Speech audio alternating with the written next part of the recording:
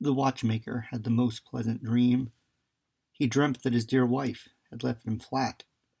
A silly quip turned into a spat, escalated, voices raised to a scream, and while he slumbered under a moonbeam, dreamt she ran off with some dandy expat.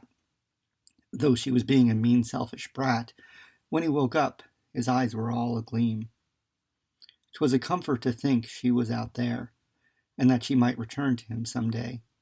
Far less sad to imagine her affair than knowing she lay in her grave, dead and gray. He missed her smile and the smell of her hair.